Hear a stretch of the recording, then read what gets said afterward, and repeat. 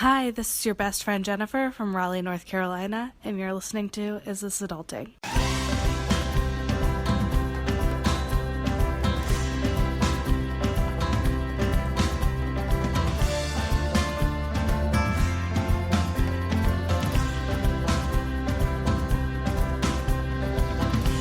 Hey everybody, and welcome to Is This Adulting, a weekly conversation between two best friends navigating adulthood as overgrown man-children. I'm best friend number 1, Stephen Pappas. And I'm best friend number 2, Chris Grummett. And today, we are super excited. You're probably very confused because you're like, wait, it's every other week a guest. What's happening? There's another guest. Well, we just couldn't not put another guest in the mix. So we are really excited to welcome another guest. You may know him from his shows on the Maximum Fun Network, We Got This and Tights and Fights, or his work on the Thrilling Adventure Hour, or as the voice of Steve Carlsberg on Welcome to Night Vale, Hal Lublin. Hal, thanks so much for coming on the show. Thanks for having me, boys. It's a pleasure to be here. Yeah, we are super, super excited that you're here. I was talking to Hal a little bit before we started hitting record, and I'm not going to lie. And I told Chris, I've fangirled out quite a bit about this episode. So can I just, I feel like, can I completely make this conversation go somewhere else for a second? Yes, please. How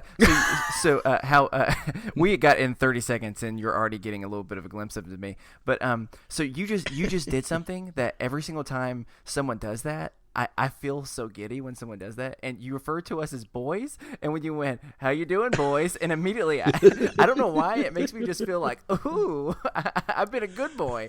And I feel like I came in like a radio, like I was like, "Hey, pleasure to be here." Like I don't know why I did that. I got very as soon as I said it, I was like, "Hey, it's great to be here." That was dumb. Hey, cool Why did cats. you sound like that?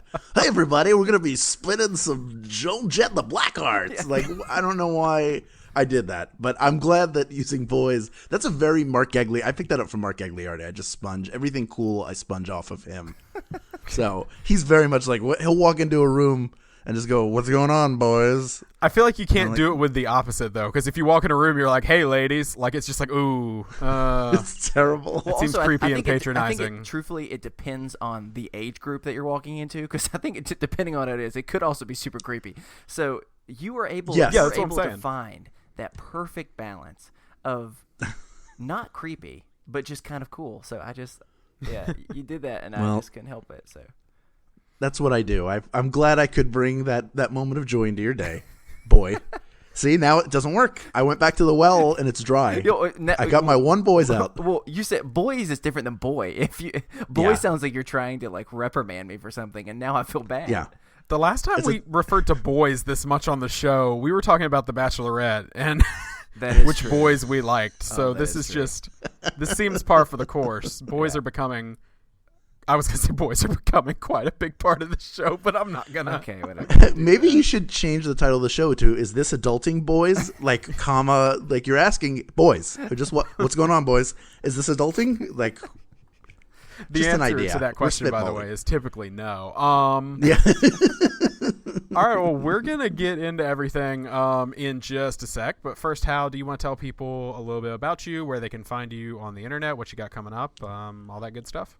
Sure. I am a voice actor, so I spend a lot of time podcasting. Part of, as you said, Welcome to Night Vale and Thrilling Adventure Hour. I was part of that for all 11 years that it ran and did live shows. That is no longer doing shows. We are on a sabbatical, a hiatus, indefinite.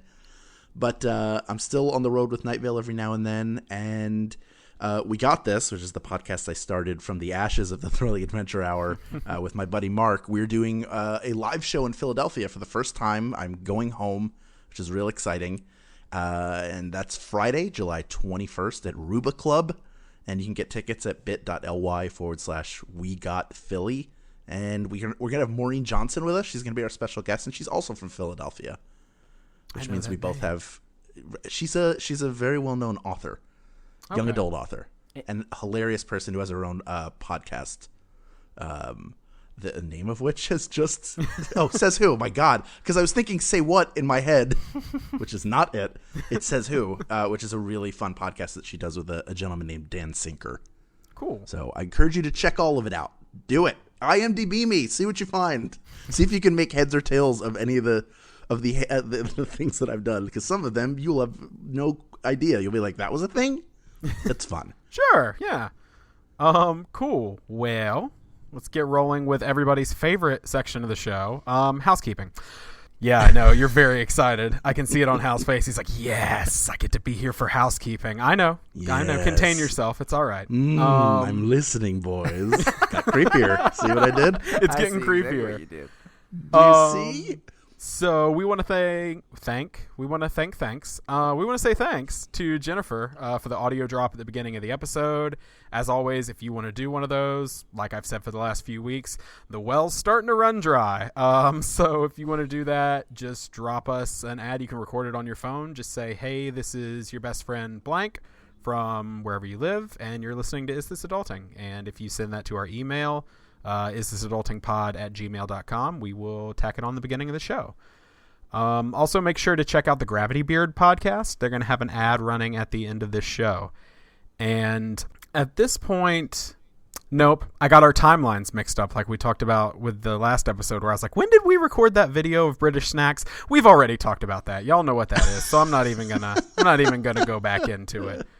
Because you'll hear that already. Anyway, I'm going to stop because this parachute's a knapsack, and I am just slowly hurtling toward the ground. So we're going to start off this week just like we do every week with a mental health check-in. Chris, how you been this week? Well, right now I'm a little distracted because ever since Hal talked about his IMDb page, I've just been like straight up stalking it.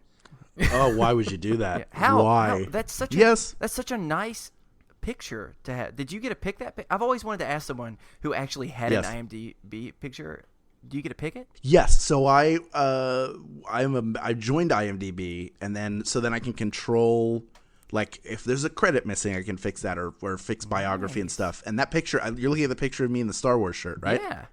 That was taken by my wife, Jennifer Kelly Lublin, GenKL.com. She's a brilliant photographer who works all over the country, and I got her for free because, I would say she owes me, but I owe her for marrying me, and I'm just like to add to the tab. Now I'm looking this up while Chris discusses. Yeah, well, no, sorry. That is a nice picture. Yeah, I was just looking. Okay, so this makes me more confused, and I'm once again derailing us. But so you're saying that everyone who has enough fame to be able to have an IMDb page actually gets to pick their picture? Because I have been curious why some celebrities would choose the horrendous pictures that they have for their page. I don't know if everybody controls it themselves. Some people, like, it's kind of a Wikipedia model where people can submit as a community, and then they have editors who approve or disapprove. So I feel like before I joined IMDb Pro, which is where you really can go in and be like, all right, well, I was in more episodes of this, or that's the role I played. You can change the known for, just sort of clean it up a little bit. Then you can upload multiple pictures. But before that, you submitted something, and I think they gave it a thumbs up or thumbs down. Because I know I had another picture up there that was not taken by my wife that sat up there for a while, and I can't remember the process. But you would submit things, and maybe they got approved or not approved. Oh my gosh, I'm looking at this one picture of you now, and this is from when you were much younger, and I'm liking this little Chris, you've taken it to the bad place. I'm sorry, I can't help it. Is that little green shirt, blue collar baby? Oh my gosh, it looks like you were the guy that almost made it as one of the uncles of Full House, and it's adorable. I love it. Oh my gosh. You know what? Stamos beat me out. They wanted a Greek guy. Oh, yeah. I can't help it. I was like, listen. I was too young, so they didn't know about me. And I went Dave Coulier. That's where I went with it. Oh, even better.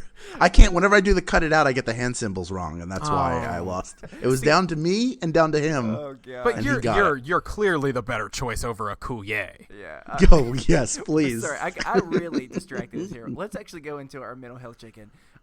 Well, hey.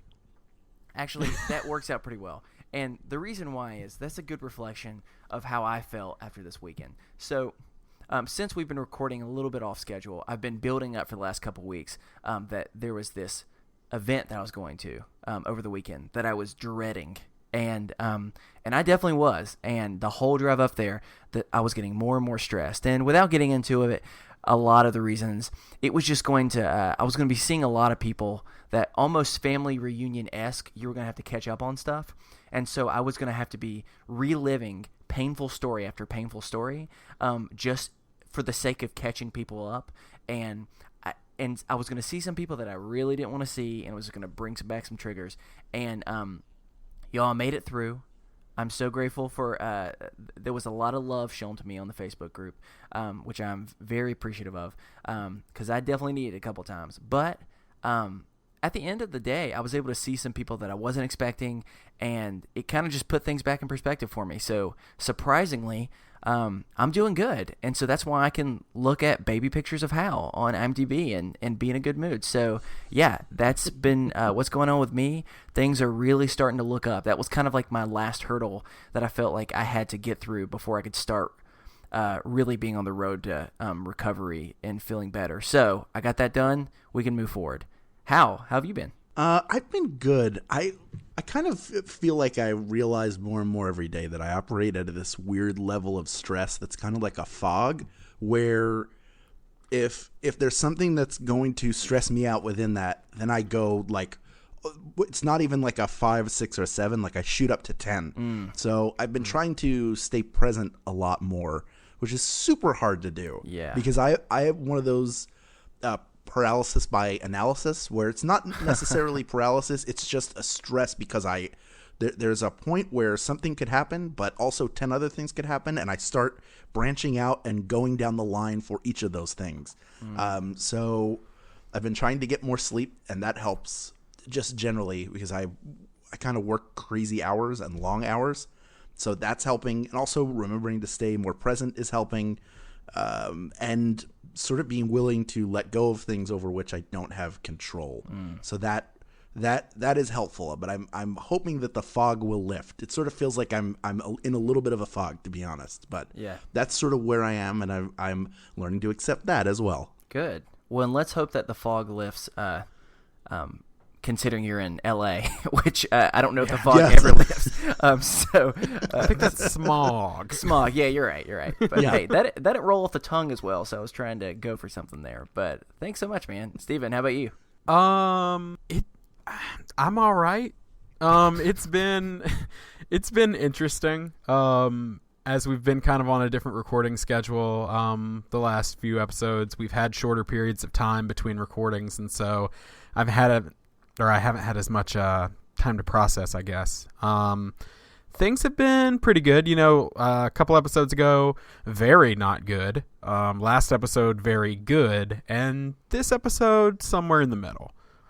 I'm handling well. My panic attacks are becoming more frequent, which is probably the negative of it. I'm having more trouble with my medicine and balancing that out, so I may have to go in for a meds adjustment, which anyone who has done that, which I know a lot of people in the Facebook group have, that's really stressful because you never know how those will affect your body. But I've also had the good things going on. Like I said, I got a job finally after 8 months of not being able to work. Got a job. It's a small-time job, but it's a baby step. And so, yeah, I'm just kind of stasis this week. I'm not high. I'm not low. You ever want a day to come down real fast, though? I'm not going to lie. My neighbor came over today and, just shoved a bunch of dog things into my arms because she needed them out of her house because her dog just died today. Oh, my And she was just she was just bawling and hugged me. And I don't know this woman. She just knows that our dogs hated each other. And Yeah. and I was just so sad. That kind of, I'm not going to lie, that affected me more than it would probably affect a person who is not going through some of the stuff I'm going through. Yeah. To the point that it emotionally drained me for the day. But then I knew I was coming on here, and I've already laughed more than I've laughed all day. So like I said, I'm just kind of at balance this week, which is not the worst place to be. Yeah. Yeah, that's good. Right on. Yeah, I'm not gonna complain about balance, but As always, if you have a mental health check-in that you'd like to share with everybody, or an idea of how we can encourage you throughout the week, or if you just want to talk to us, we always remind you we're not professionals, but we're more than happy to be a listening ear and be a friend. And you can email us over at isthisadultingpod@gmail.com, or if you don't want it read on the show, you can go over to the closed Facebook group, and that's a safe space where you can share that sort of stuff. And, anything from here's this funny cat video that I found to here's my dog about to fall out of a toilet that it got itself into. And then we have on the other end, hey, I'm going in for this appointment or this evaluation and I'm nervous. Could I get some good vibes? So it's a really cool place. Definitely check that out. With that being said, we're going to roll into our first topic. So, Hal, We Got This is a show where you and Mark debate. Yes. As boys. There you go. I'm just boys. We're boys, yes. Sorry, I just want to give you a lot of positivity, so I'm Thank you. just throwing a lot of yeses out there. No, it's good. Am I disrupting the flow, boys? That might have to become my new thing. And then next week, after that's my thing, I may have myself a couple legal things I'm going to have to deal with. I need to be careful about that. You're not allowed 50 feet in this area because you keep referring to everyone as boys. It just creeps us out. There's nothing illegal. We just don't like it, and apparently that's enough here. We just don't like it. It's your thing. We don't like your thing, so we don't like you. Please get out. No. So on We Got This. I think you've actually covered this topic discussion a little bit in one episode of what superhero power is the best, but we wanted to talk about it anyway. You know what? I'm glad that you do because before you jump into it, we just had Max Fun Drive like 2 months ago. Right. And part of Max Fun Drive is you throw out all sorts of like wacky stuff. And if we get enough members to the network, then X will happen. So for us, it was, do you want to overturn, or we would allow people to overturn one episode from the past year. And I will say we've not yet, I don't think we've revealed what the topic was yet. So I will do it here exclusively. Oh my gosh, a scoop. It was best superpower is going to be overturned. We're just figuring out, we're looking at that. We want to bring in a guest to sort of be the expert on it. And I think I have the person. I just have to secure him. All right. Well, okay. But let's talk you got about me. it. I'll do it. Well, this is a don't good have prep to- for You you. don't have to goodness. butter me up or anything. It's all right.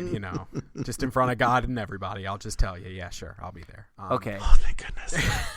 Well, I want to talk about this, and you can take it however you want to, but as I was thinking about superhero powers, I had a few in my mind that were clearly the good ones, just the best ones possible, and the ones that I think a lot of people think are the best, or some of the best, that I think are the worst, and I will give my reasons. So does anyone else have a different philosophy for how they're going to do it, or do we just want to go into this? I don't think we even need to pick a definitive one. I'm just interested in the conversation. I mean, I just had a few that I think are great. There are some that I think are totally not great, that people seem to think are great, just like you. For instance, I'll go ahead and just jump right in.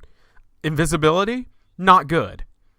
Like, I'm not a fan, because my first thought is like, I have to get naked so that I'm invisible, so I'm not just floating clothes. Wait. Is What Is that if you the only have rule? unstable molecules? Yeah, like you could do unstable molecules and have clothes on.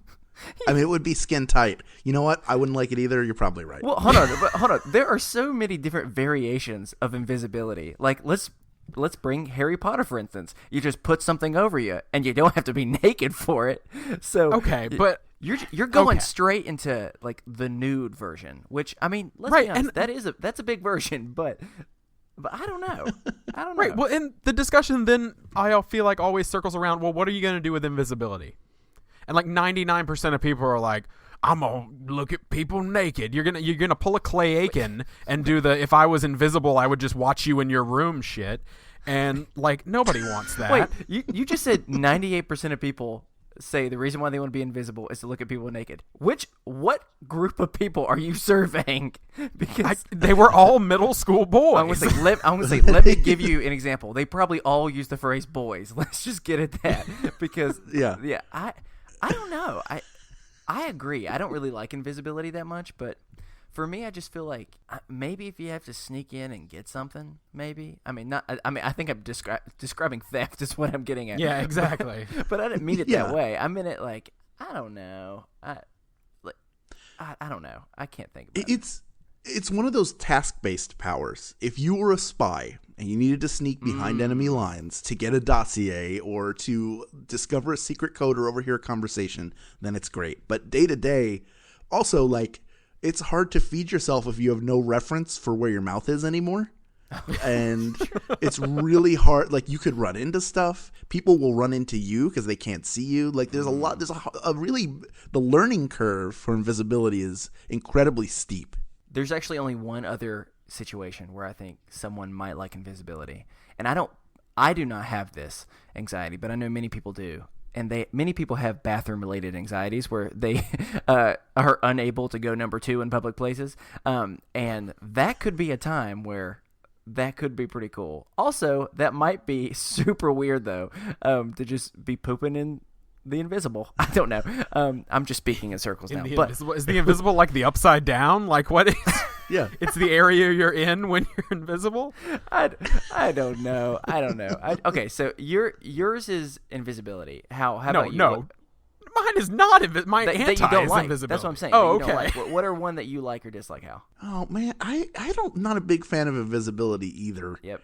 I feel like I don't know. I just would love to have a superpower. So I guess there's a part of me that says beggars can't be choosers. But then I guess if you were like, all right, well, your thing is invisibility, be like, oh wait, can I have another one? Yeah. Can I please have another one? I'm kind of on board with invisibility being kind of a crappy one. Although the one we chose for the episode, which Mark was very adamant about, was being able to essentially communicate with anybody or anything.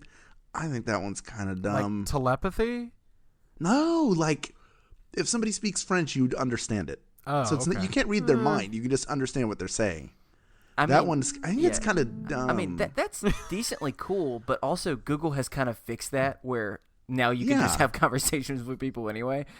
So, yeah, no, I'm with you. I think that sounds cooler on paper than in practice because it would have been much cooler like 100 years ago. Yes. Right. Yeah. All right, let me go and tell you a few of the ones that I think are without a doubt the worst. And I want to get your opinions because some of these are very popular, so you may not agree with me.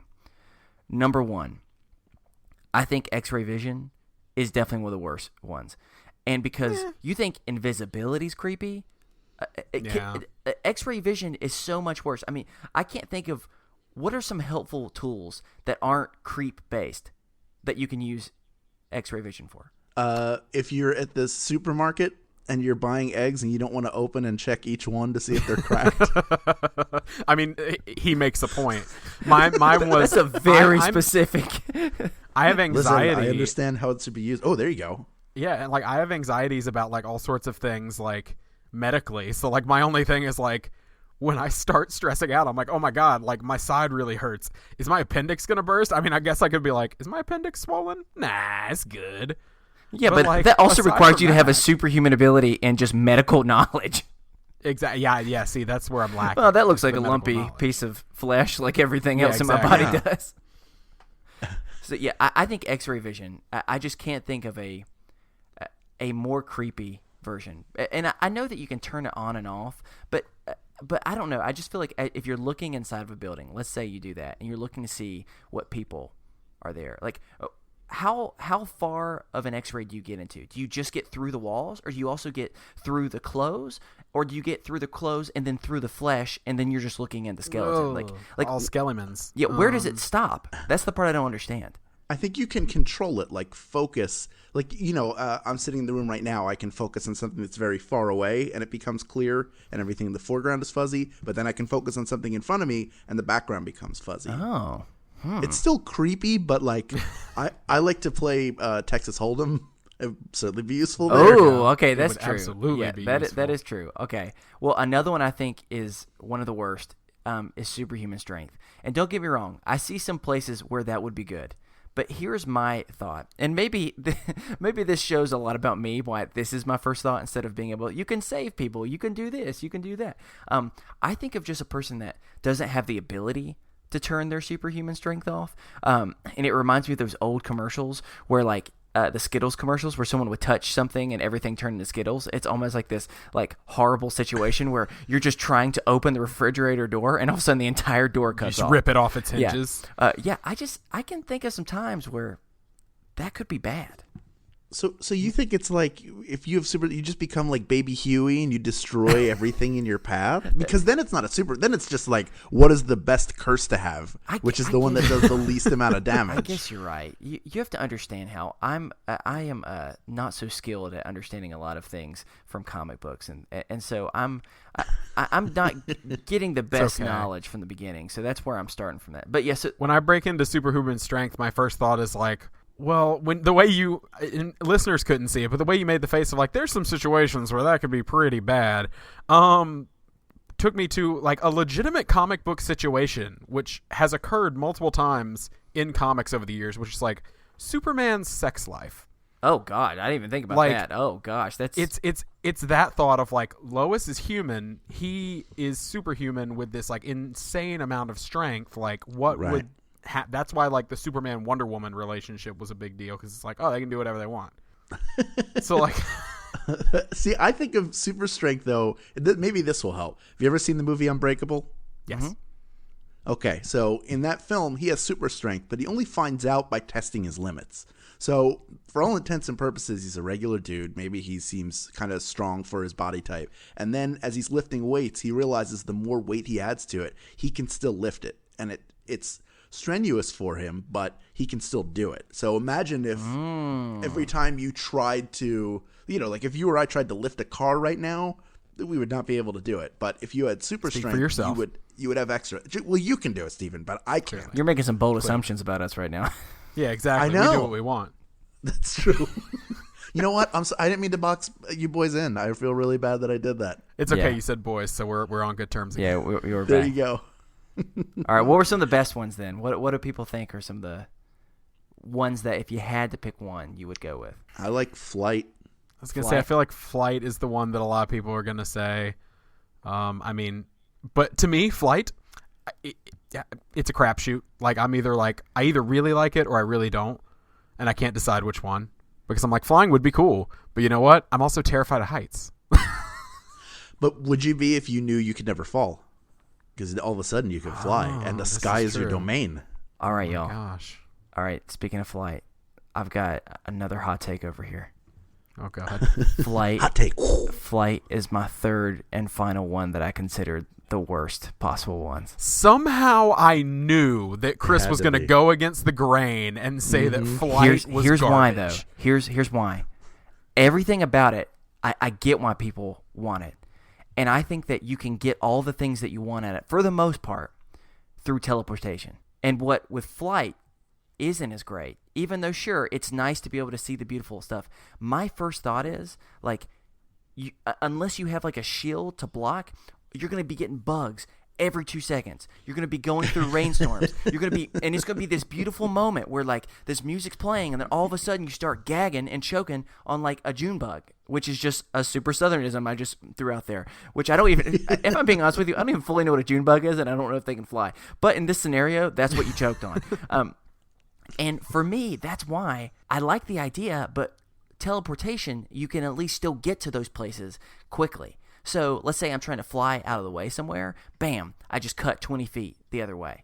And that's for me, I don't know. Do y'all disagree with that? I feel like you do from your silence.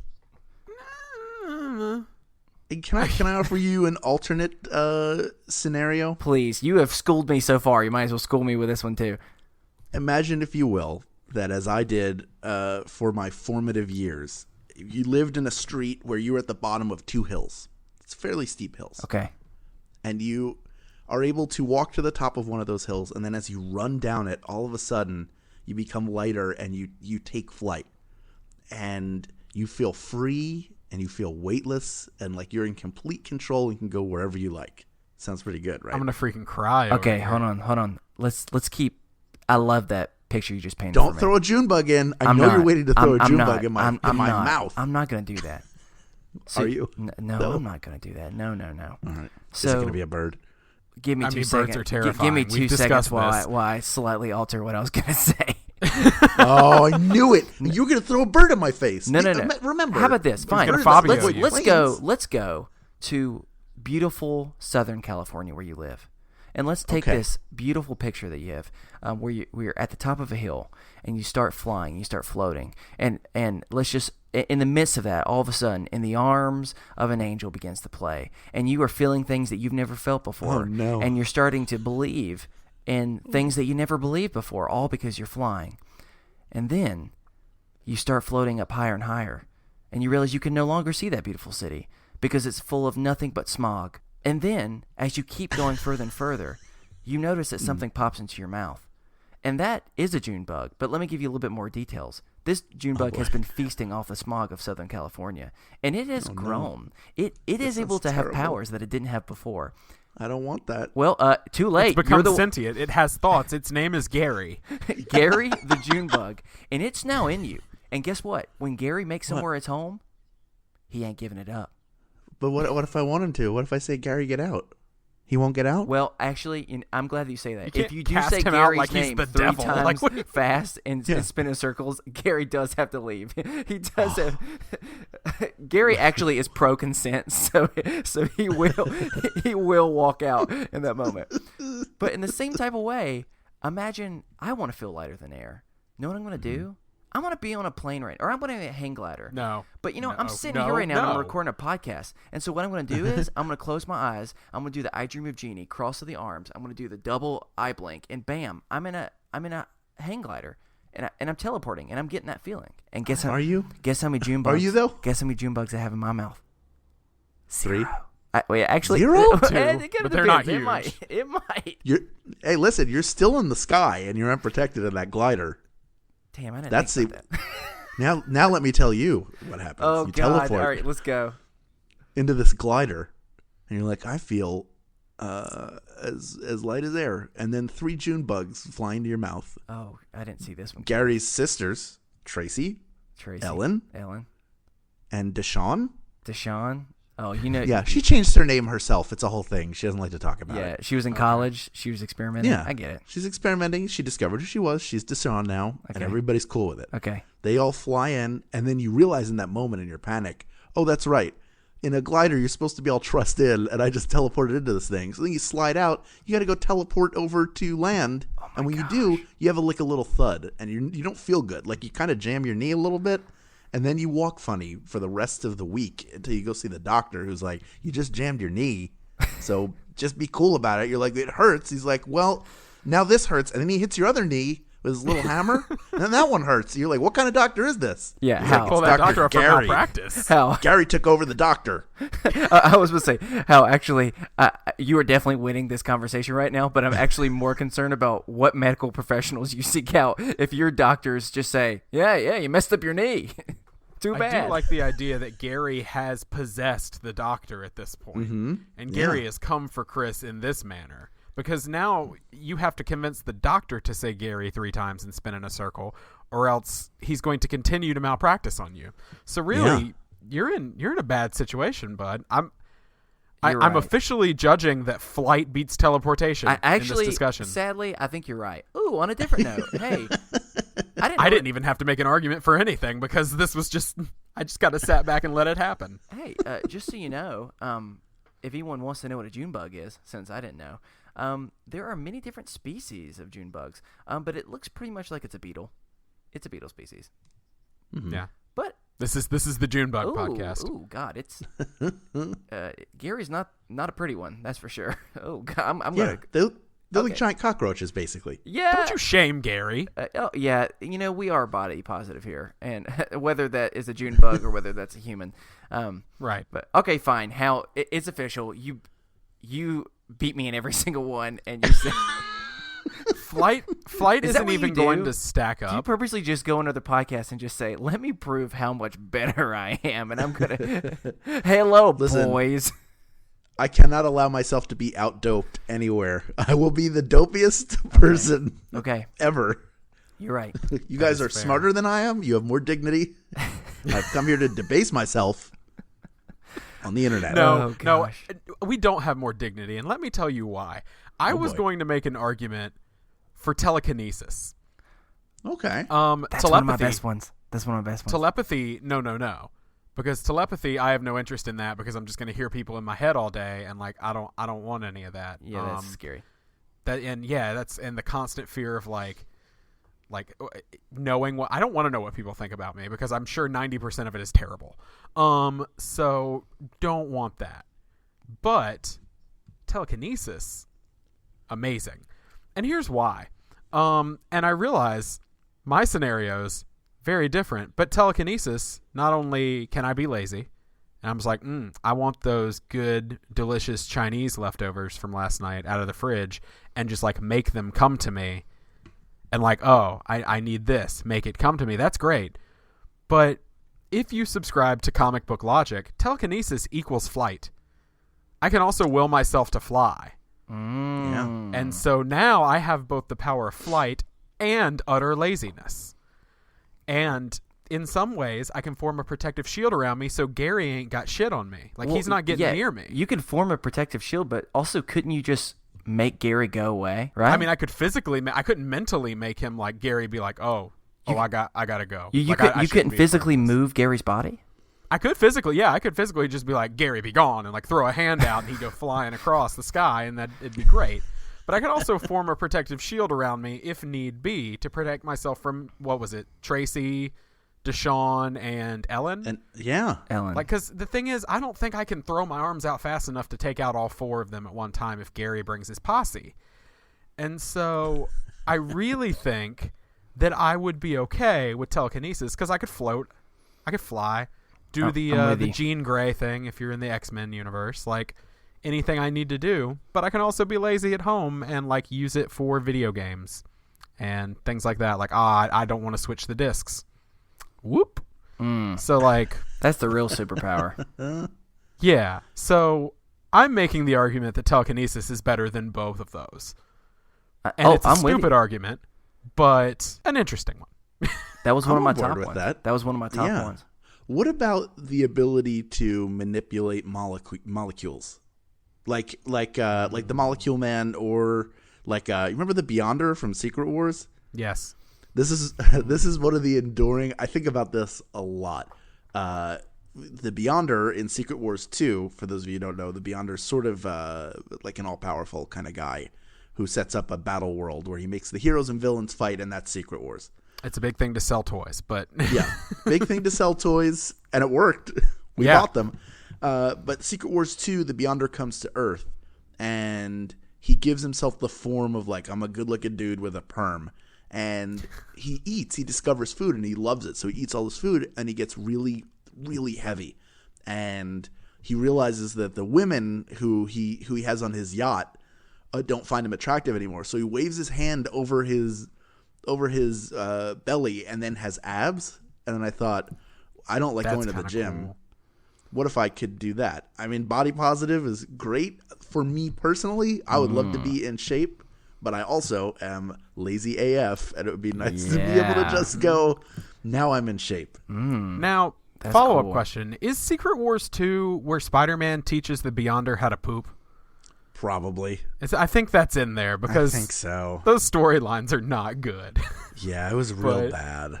It was real bad. But it gave us Black Suit Spider-Man, which is both good and bad because it's really cool in the comics, but then you have that weird emo Tobey Maguire dance number that we had to all sit through. So bad. Oh, Chris has no clue what's happening right now. No, I'm in the process of like I'm trying to envision what all you could do by manipulating molecules.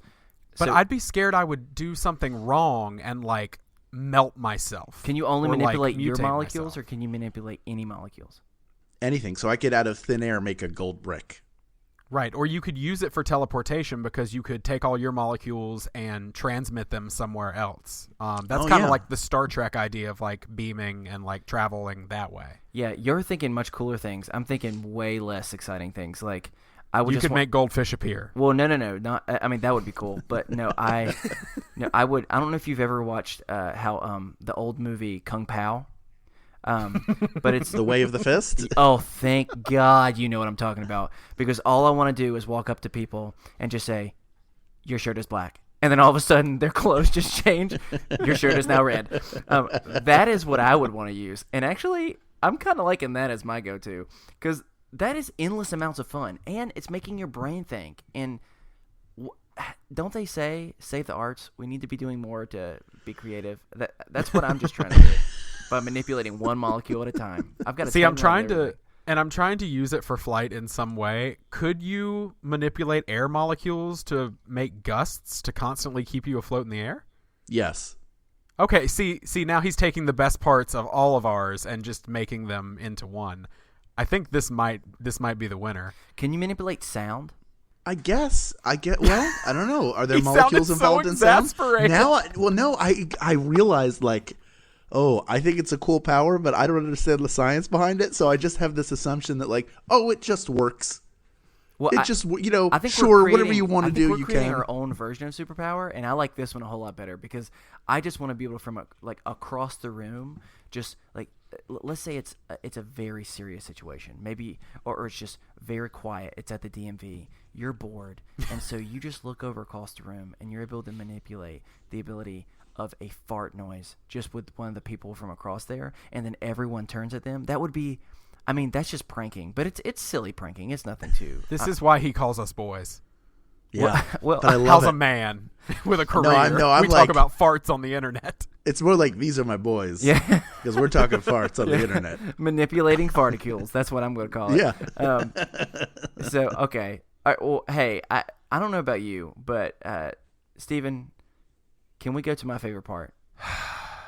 Okay, Hal. I think I warned you about this. Chris has a thing.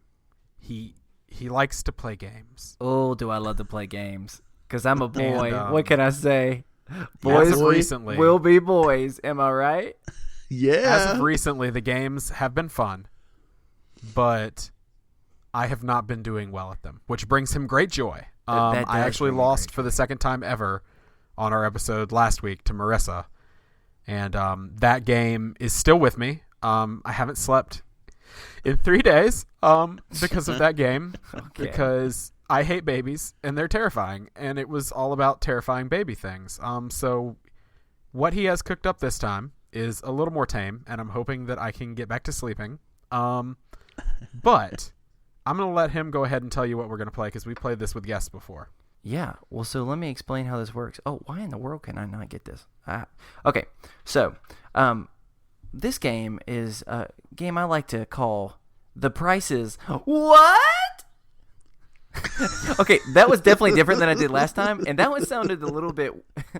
I don't know what that sounded like. It sounded a little bit more like an anime sound effect just then.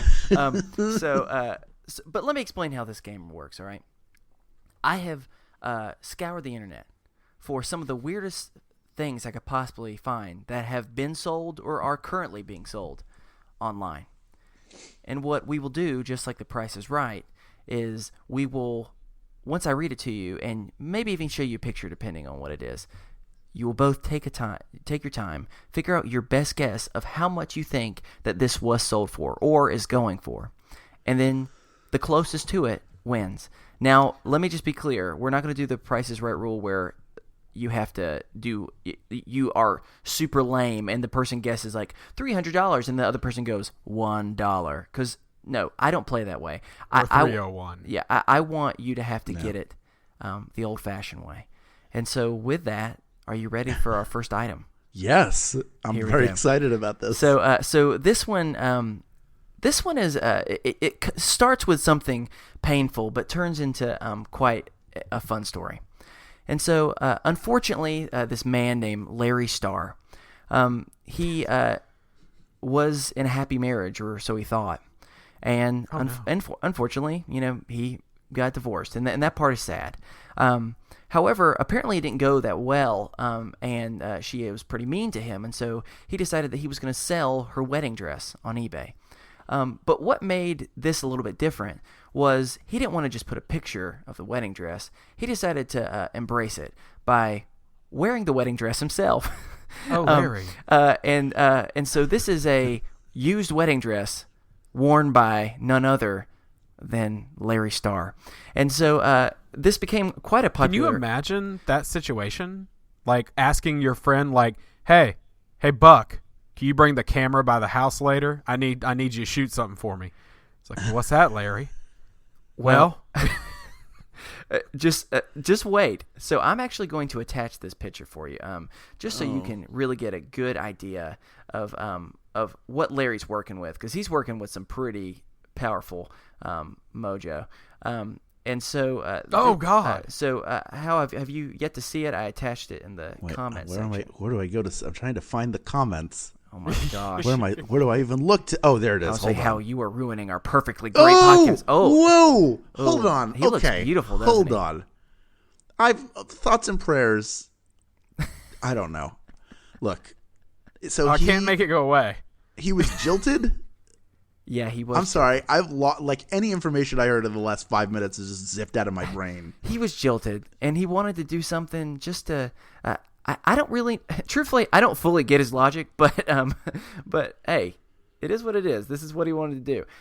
And so he decided he was going to sell this wedding dress, and it's kind of nice because it sold more money, or it went for more money because of this great picture. So, any guesses, boys? Well, I mean, for the people who aren't watching, he is who can't see this, who are listening. I don't know who would be the people who can see it. Never just mind. Us. Larry Starr. Look us. it up. Larry Starr wedding dress guy. That's all you need to know to be able to see it. I mean, it does have matching gloves. Yeah, here's what I love about this. He went all out on this. He went all out. Makeup. He went makeup. He went pearls. He went fresh cut flowers. He went veil. But I think the thing I like the most is he is proud. Look at how he's just smiling. Like he gets that he's got a lot to offer this world, and he just wants everyone to show it. So, with that being said, gentlemen, he's got an FU face on. That's all I'm saying. He's like, it's very smarmy. Like, wait till she gets a load of this. It's not like I don't get the sense that this is his true self. I get the sense that he's like, wait till she sees what happened with the wedding dress and the pearl. He's got pearls. Yeah, he looks so beautiful. I do think that I spoke too soon when I said that this game would not be disturbing. Oh yeah, I don't know why you said that. I'm I very never disturbed. That. But it's now time, gentlemen. You have to guess. How much do you think this went for? I mean, remember, at the end of the day, this is just an old used wedding dress, and this came out, I think it was like 10 years ago or something. So old used wedding dress. Can I ask a question? Please, go ahead. Is there any way for us to know how many bids there were? Ooh, that is a good question. I don't know if I have that information. Let's see here. Okay, you know what? Can you use it in a sentence? No, I can't tell you this. Though. I can't tell you. Can you tell us the origin? I think there was a decent number of bids. I can't give you an exact number, but it was. I think there was at least 15, 20 people in the mix for it. Should I guess first? Go for it. Oh, I'm trying to figure out what is the price of the amusement for the person who's like, this is gonna be hilarious. Yeah, but then when they get it, it's not of them. Yeah, then it's when they get it, it's not that funny, and so you have to think about what is that risk reward line. Do they think they're bidding on the man in the wedding dress as well? Right. Yeah. They think, or they do are they not. think they're just getting the dress, and then he just shows up and lives at their house now? My name's Larry Starr. So when am I going to be your bride? Now or later? Yeah. Welcome to the Star Lounge. Be a star. Did you just rename my living room the Star Lounge? What is it? Hey now, I'm an all-star.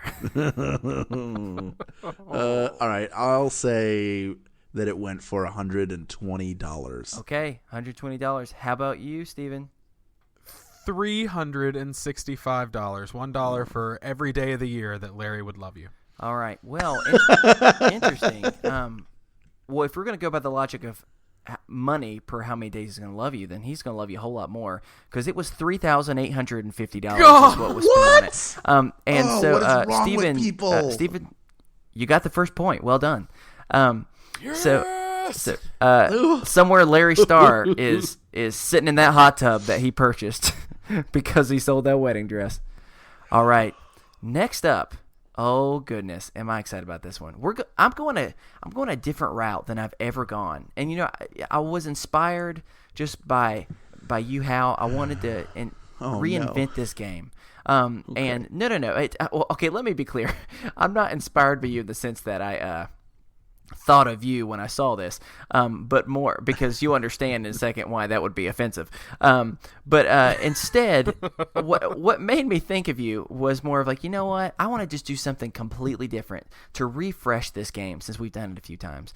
And so this time we're going straight to Amazon. This is something that right now you can purchase. Now you can't look online, so you can't cheat, all right? I have my hands up so you can see that I'm not looking it up. This is called the Go-Go Stick Dog Poo Catcher. Let me describe to you what it is, and then I'm going to send you a link of, yes, it's a picture of a dog pooping, but there's a reason why I'm going to send it to you. Literally, everyone who has had a dog has had this experience. Your dog does that super awkward crouch that you don't understand why dogs choose to do it the way they do. But and you think to yourself, oh gosh, I don't want to have to go on the ground and bend down all 2 feet to be able to pick it up. And so there is literally an invention that is pretty much a butterfly net that you stick that extends up to 3 feet away, that you hover under the dog's bottom while it's pooping so you can catch it. And so with this, I'm gonna. I know this is a little bit gross, but I'm gonna have to send it to you because it is a freaking hilarious photo. I want to see that Shark Tank episode, by the way. Of just like, well, Mr. Jackson, what do you? Oh my God. So it's called my favorite part is it's called the Go-Go Stick. Yeah, I was gonna say I want to see that episode where they're like, well, Mr. Jackson, we really like your product. Can you give us the full name of your product? What is it? Go-Go Stick Dog Poo Catcher. The Go-Go Stick Dog Poo Catcher. I'm in for $2 million.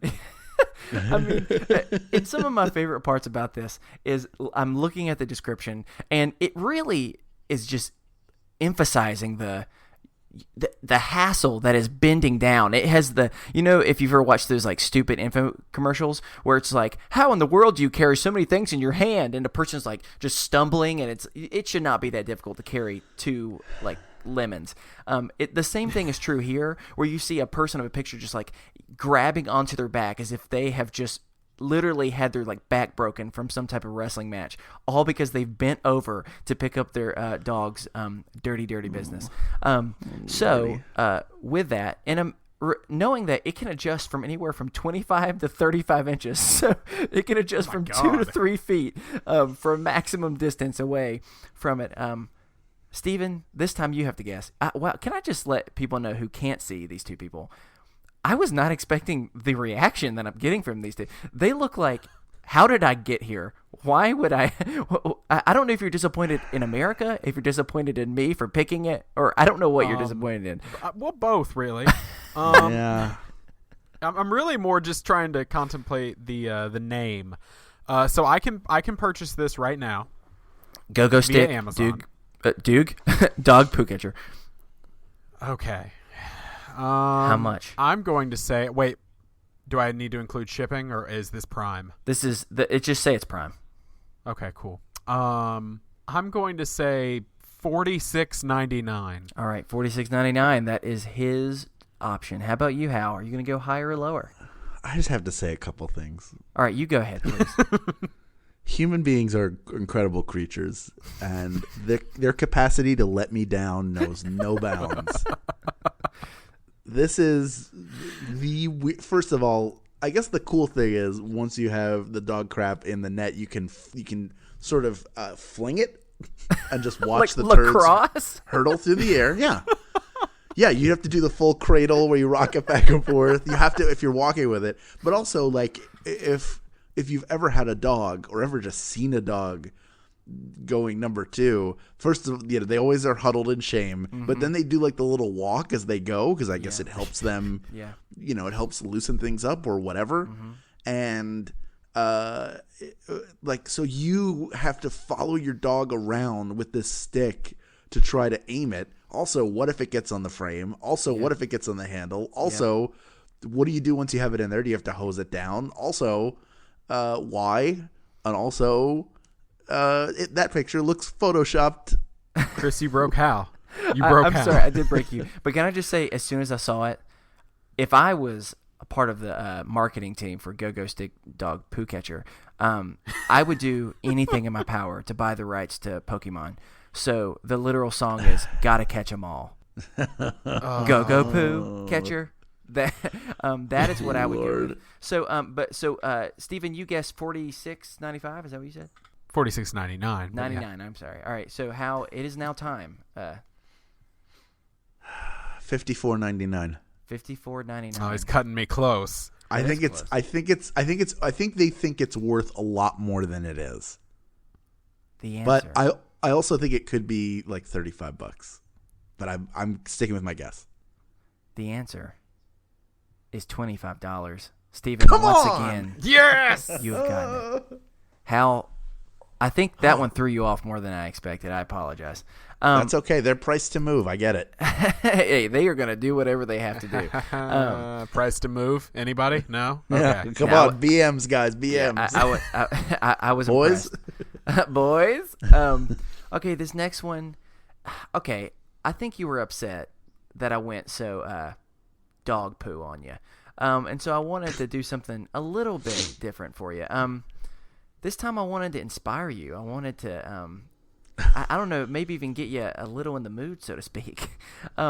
This next item, I don't know about you, but when I am celebrating something like the Christmas holiday, for instance, there's nothing I think more than, man, I would like to be aroused right now. And so for anyone out there who feels the same, we've got the perfect ornament for you. It's a brand called December Diamonds, and it's pretty much a line of seductive men ornaments. The only difference that makes it slightly unique is all of these seductive men are also mermaids. Do you need to? Do you need to set that up for a second? Yes. And so this one, in honor of all those brave men out there who work on the front lines every single day, this is a mermaid ornament that is also looks a little bit like Magic Mike as a police officer.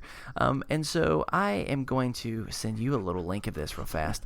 And let me go and warn you, if you're not in the Christmas spirit after this, I don't know when you will be. Yes.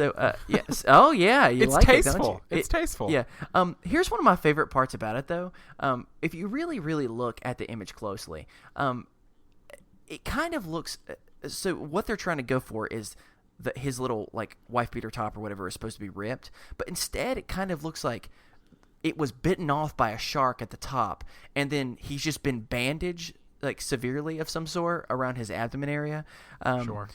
But here's some of the impressive parts about it. This ornament is like 7+ inches long.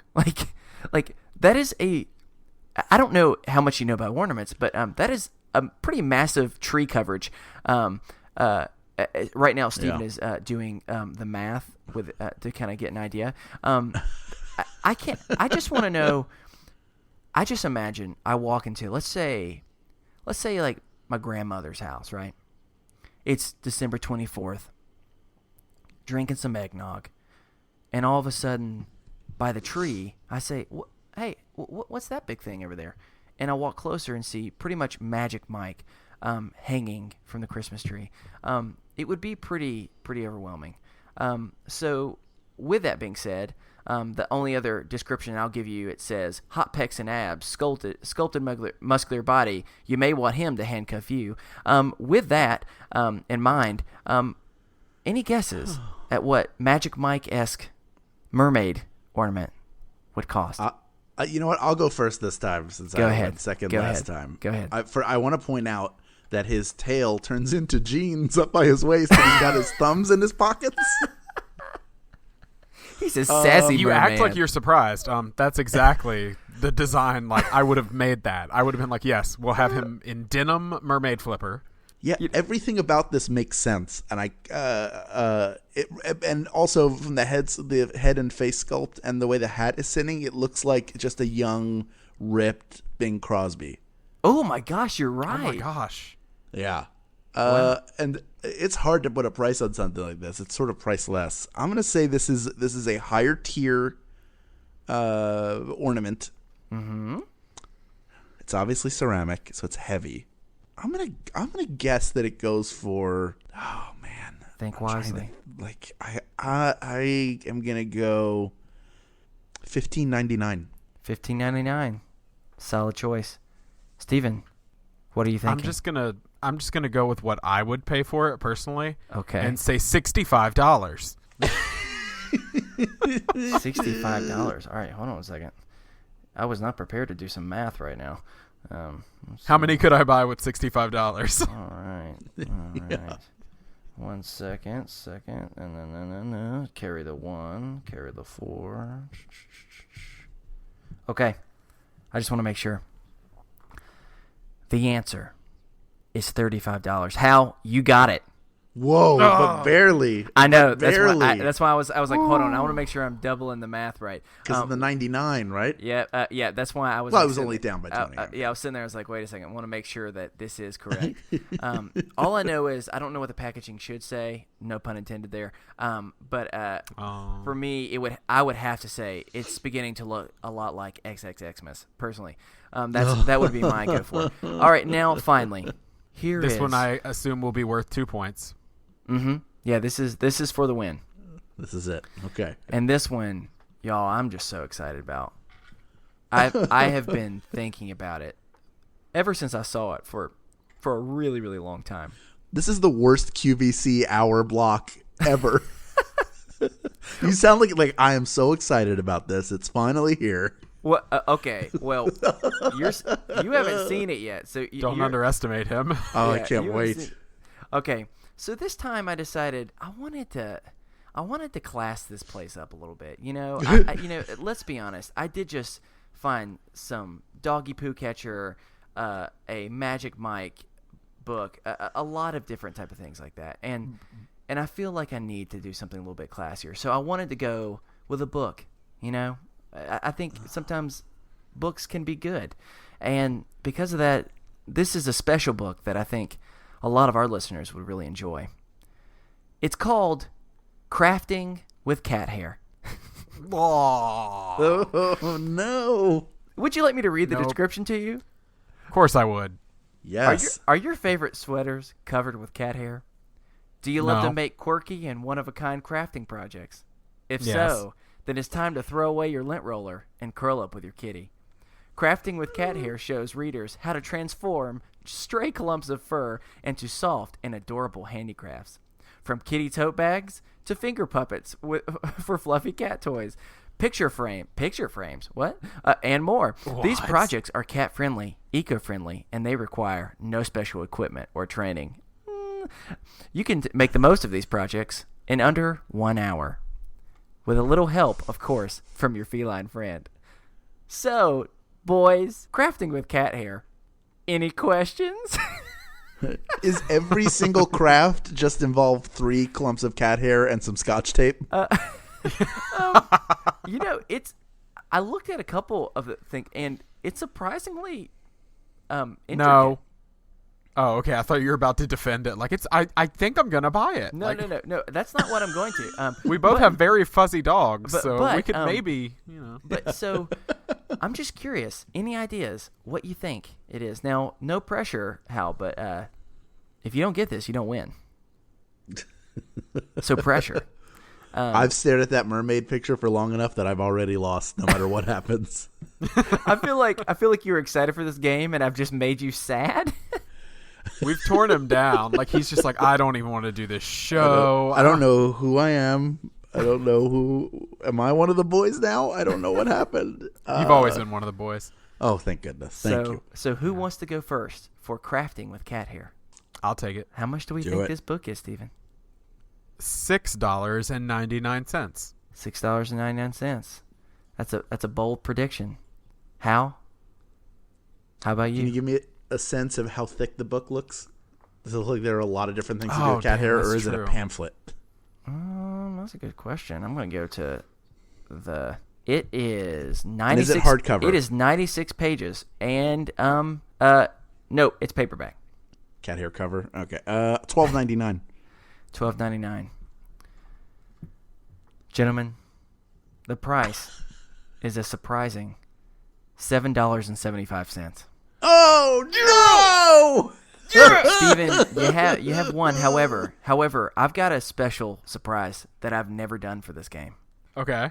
There is one more chance that you can win this game, Hal. Oh no. Okay. This goes into a separate... Is there a whole nother item to this game? No. So we got a whole nother topic. No, there is a separate mini small game within this about crafting with cat hair.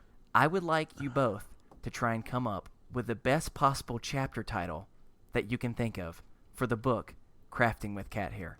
Whoever gets the one I think is better wins. Let me give you a couple examples to really... You're going to vote spark against me your automatically. interest. No. It will be the best one. Here's some suggestions, okay? Because I didn't want to just hang you out to dry. 1, Feline Crafty. If you feel like that might be one chapter title. Or maybe Not Too Tabby. Or, how about this? How to Make a Comforter in 8 Easy Months. Either of those three could be examples of something that might be a chapter in crafting with cat hair. Do you have any suggestions? Any ideas? I have one. Let me hear it. Hairball handcrafting. Yes, you can hack it.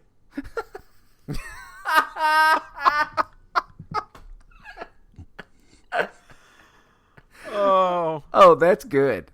Okay, that's good. I mean, that wins. Does that win? Okay, that's Because I'm pretty over good. here, I'm sitting there going, hair balls, that was hard. Like, I don't know. I got nothing. Okay, I think that's good. The best one I had was shave it. It'll grow back. that's all I had. No, Hal, with that, surprisingly, you came back and you won. So congratulations. My nowhere. goodness, thank Well you. done. Do I That get was one of good. every prize? Is that what? Yeah. Yes. Each of those Showcase will be Showdown? coming soon. Actually, Larry Starr, he'll be coming to your apartment very soon. Oh, is that who's knocking right now? Mm-hmm. Good. I'm not going to open it. He's behind you.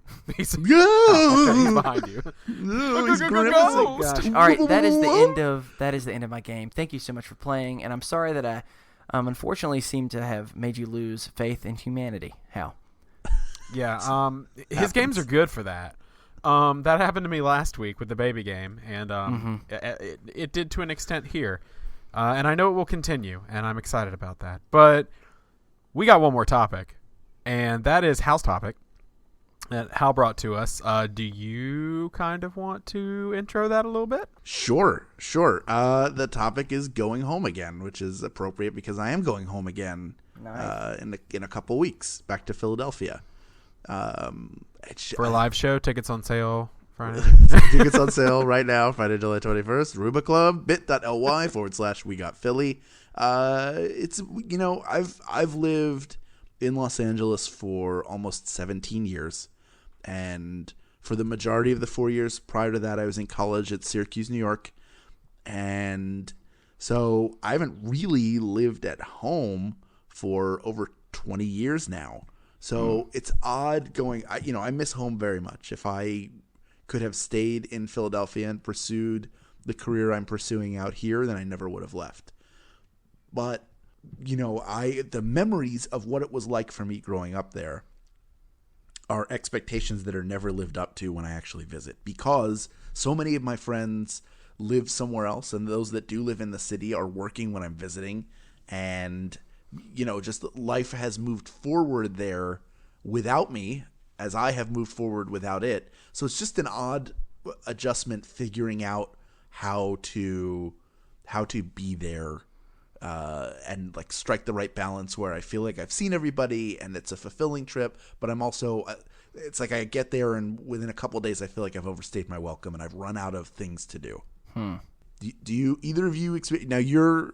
Chris, you are living where you grew up as well. Well, no, Same city? No? I'm living. He's living where I grew up. Yeah, where he grew up, kind of near. I see. So I think something that's interesting about this. So I have a perspective that many people can't have, and the only reason why I say that is because I actually grew up in the house that my mom grew up in since she was in 5th grade. And so I'm talking about there is like a deep, deep tradition that just resides on that specific property. And so, but with that being said, I think it just confirms exactly what you're talking about. How it's amazing how, for me, when I think about home, I don't only think about, my high school and the different places that I spent my time. I literally think about that property, a place that it's been so long since anyone in my family has not been at. And even then, it's amazing how it just no longer feels like what it used to. It almost seems like home becomes this thing. I don't know. It's almost like this memory of a past, and that's the closest I can get. Does that make sense? Yeah, no, definitely. Yes, that totally makes sense to me.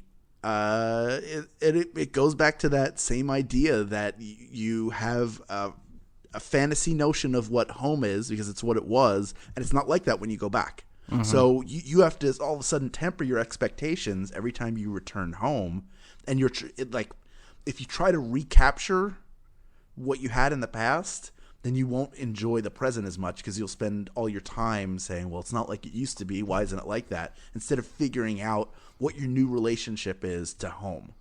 Mm-hmm. And that I think is the struggle. And I haven't perfected it by any means. I'm just sort of talking it out with you guys right now. Yeah. What do you feel that home has changed for? I mean, now that you've been married, and I don't know how long you've been married for, but and with this place being the place that you've resided for so long now, do you almost think of home in different like stages almost, or you have multiple homes kind of? Yeah, I do now when I go to visit my hometown, but when I return to LA, I'm going home. Like, I live here now. This is where my life is. This is where I've chosen to put down stakes at least for now. It could always change, but that is like sort of an important distinction that I've had to draw, and I resisted it. I'd say like the first 5 years that I lived out here, I did not like it at all. This was a marriage of convenience. I needed to be here, and that's just the way it was. But this city doesn't measure up, and Philadelphia is better because of this, and LA is worse because of that. But the truth is, this is a pretty cool town that you can spend a long time discovering and enjoy just fine. And enjoying where I live now isn't a betrayal of where I come from. And that maybe is the other thing in my head, is I didn't want, I'm very loyal to Philadelphia. So I didn't want to feel like, well, this other place is okay. But that, if I'm thinking that, then what does that mean about how I feel about Philadelphia, where I grew up? Am I betraying my feelings about that? Which is it's something that only I would care about. It's not like the mayor is calling me and going, you still like us best, right?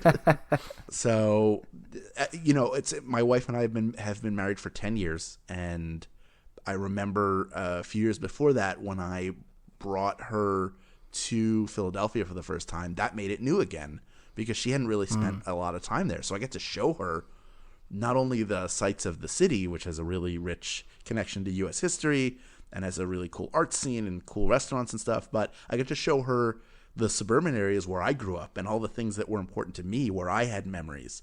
And that helped to, it sort of lived again in those moments. But now if I go back, I certainly enjoy visiting. Like the school I went to a school where I was in a class of 39 kids that graduated from Whoa. It was a small school. Man.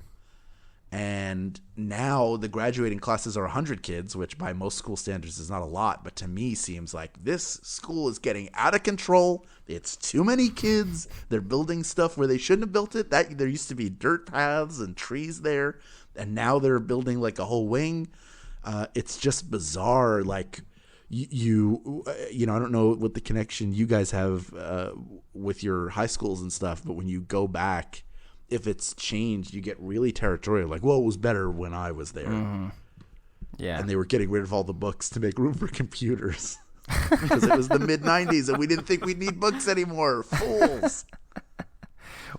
I'm curious, for both of you, when you hear the word home, what is the first thing that comes to your mind? I mean, is it a house? Is it like a specific location? Is it people? I'm just curious, since I feel like it probably is different for each person. And so for some, it might be even more difficult to wrap their head around home changing than for others. Yeah. What do you think, Stephen?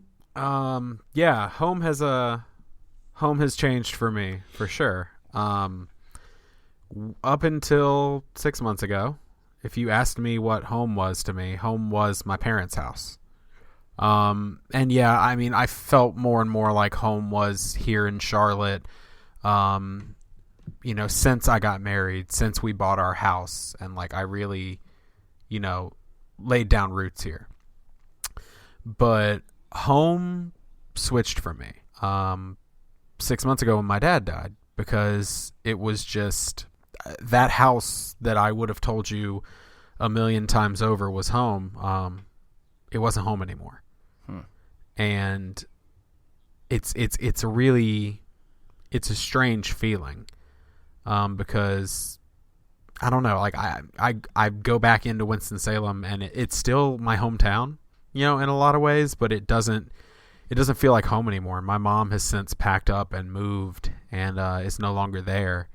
And, that house isn't home. And so home isn't home anymore.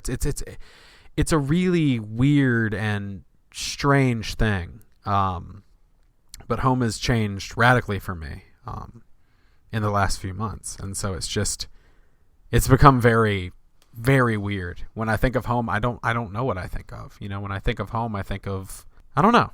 I mean, now home is here. Home is Charlotte. But it's definitely different. Yeah, I understand that. My mother passed away 9 years ago.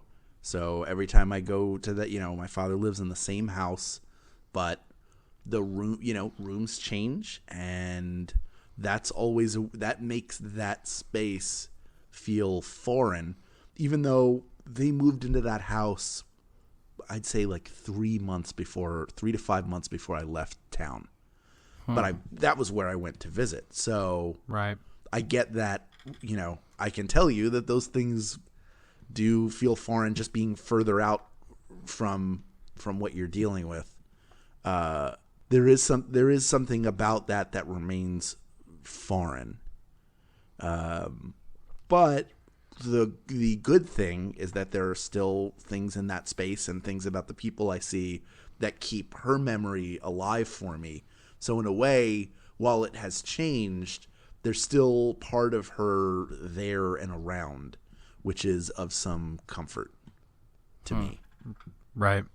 And I think, I can see that in the town. I last time, well, not last time, but one of the more recent times we were in town, right before my dad died, actually, we rode by the house I grew up in, and we rode by just different places from growing up. And since then, those are the places that I kind of tie that memory to. Those are the places that I remember, that's where my dad used to take me for batting practice, or that's where we used to go get our Christmas trees, or that's where this, or that's where that. And those things have kind of become home as far as that town is considered. So like my hometown is still home to me on so many levels, but it's not at the same time. It's very odd. I'm still adjusting to that feeling.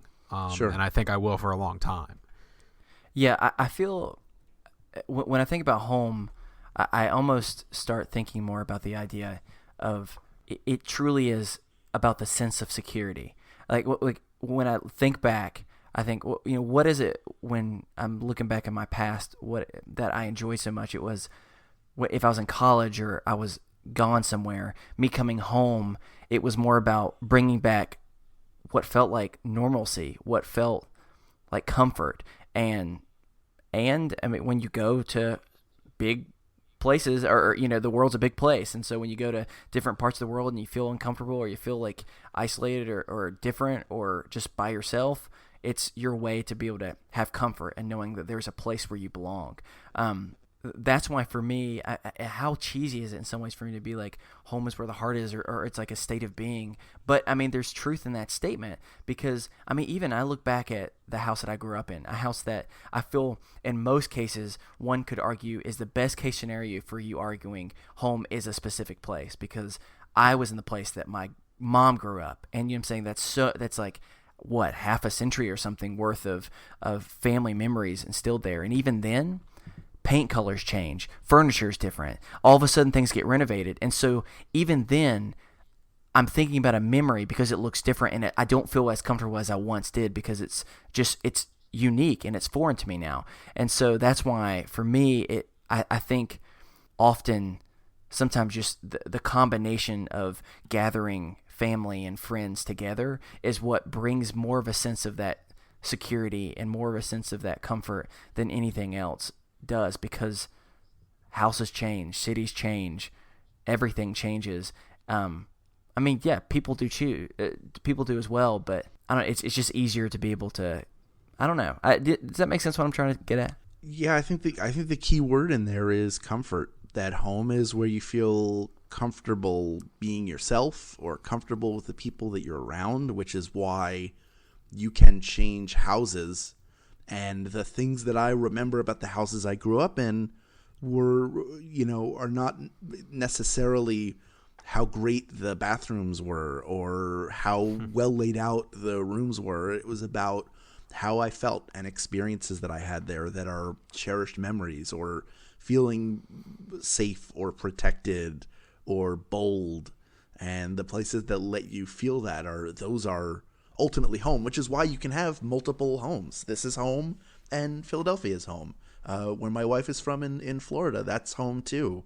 Those feelings happen in all of those places.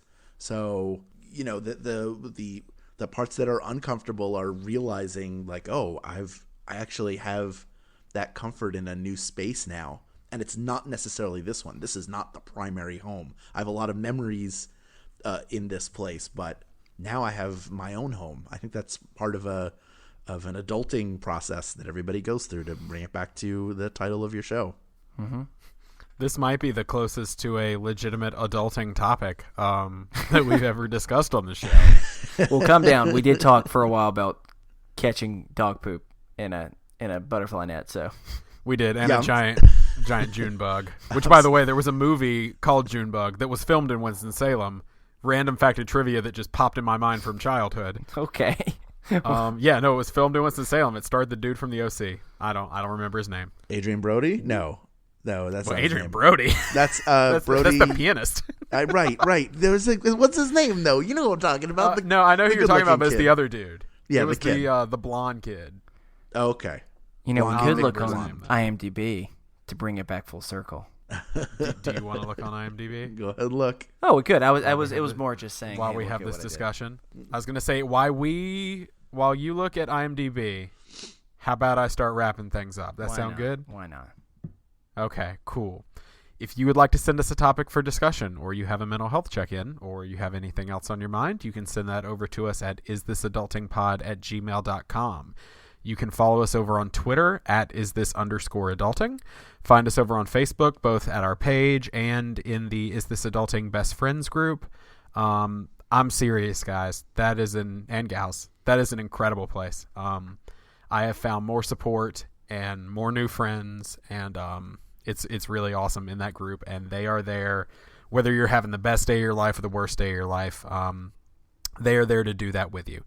And I'm really, really proud of that space that we have created. Also, for podcasts, new podcast, any podcast, really rating and reviewing us on iTunes, really, really would be awesome. Cannot stress how important that can be, especially for like new podcasts to get some visibility. We're currently entirely listener supported, so if you like what you hear, please consider clicking the Support the Show tab on our website, isthisadultingpod.com. We have tons of cool rewards, exclusive content, all that sort of stuff if you support us on Patreon. Plus, we have a merch tab where you can get awesome Brody the Bro Gross Bro Tanks for your workouts and go, I almost said just go hug someone. That's all it is. Be happy, stay healthy, go hug someone coffee mugs. I drank my coffee out of that this morning, and it was awesome. So, Chris, Do you want to solve the IMDb mystery? Yeah, I'll tell you what his name is, but I'm also disappointed because for some reason they gave the OC only a rating of 7.5 out of 10, and I don't know how y'all felt about the OC, but that was like my guilty pleasure in high school, and I'm real sad that it got such a low rating. So I'm just gonna, I've never seen an episode. I'm gonna mourn over that for a second. But if you're wanting to know the name, it's none other than Ben McKenzie. Ben McKenzie. Oh There my you go. goodness! Yes, Ben McKenzie. of course. Oh, Oh. I heard a little bit I've of met Hal. Ben. He's Oh. done the Thrilling Adventure Hour multiple Hal seemed to- times. We've been waiting on Hal. Oh no, I'm here. Oh no, you it's hear all me? falling apart at the end. I'm here. Oh, there he is. there Oh, you are. You're I'm back. here. Did He's you- returned.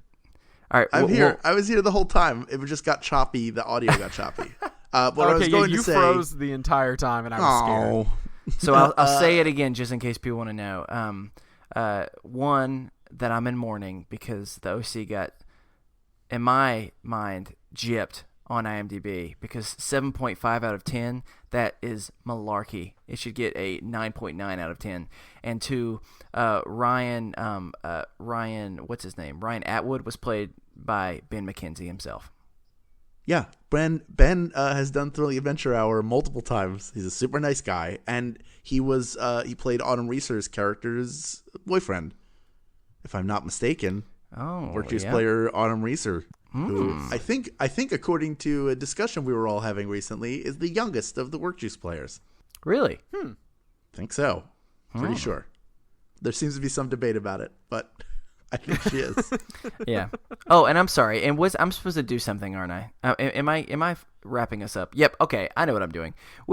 Everyone, you can follow us over on Twitter. I already did that, Chris. Oh. Yeah. I talked about it while you were on IMDb, bud. You I'm don't just- even need to worry about it. I'm just The only I'm thrown thing- off. I'm just thrown I off. know. y'all. It's such a struggle. The only thing we got left to do, we want to thank the collection for the use of our theme music, The Borrowers, off the album Ars Moriendi. And that is going to do it for us here. Actually, you know what? There's one more person I forgot to thank because I'm a terrible human being. Hal. Thank you What? so much. Oh, my pleasure. Thanks for having me on, boys. Dude, this is Oh, I was one about to- I more. was about There to it do is. it. more. I was about to do it. Oh. Making me feel warm inside. No, thanks so much for doing it, man. It has been a pleasure. I have had more fun doing this one than I have had in a very long time doing anything. Well, it was my pleasure as well. I had a blast. So thank you for having me on. I'm glad we met in that Facebook podcasting group. Yeah, shout out to Jeremy if you're listening. Jeremy Collins, thank you for starting that group so that Hal and I could eventually meet. Yes, It's all sliding door stuff. and now you can close it down because it's happened. There The you group go. is now closed. Yep, we met that podcast group. I mean that was the purpose. I know it was. So, you can cut the lights off and just throw the keys to somebody, and we'll all move on. But anyway, now that's gonna do it for us here on Is This Adulting This Week. I've been your best friend Steven. I've been your best friend, Chris. And I've been your best friend, Hal. And remember, kids, be happy, stay healthy, and go hug someone. Because you never know. They might just make you pants from the hair of their cat. And a third thing. Oh, and a third thing. I mean, seriously, who doesn't need some free pants, though? I didn't have in this anything. economy, am I right? Boys. Other financial we- terminology. I like your weird proper British voice. That wasn't British. Whatever. I don't know. Well, I'm All gonna right, go. have I'm a gonna good go week. try on these cat hair pants. Bye.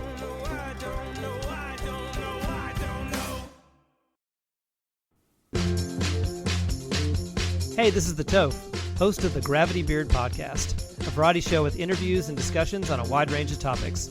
Our guests have included a viral YouTube star, a former child actor. We've even had a guy on who may have solved the D.B. Cooper case. It's a delicious box of audio chocolate. You never know what you'll get. Find it on Podbean, iTunes, and other places you listen to podcasts. It's the Gravity Beard Podcast. It's what your ears will want to be listening to.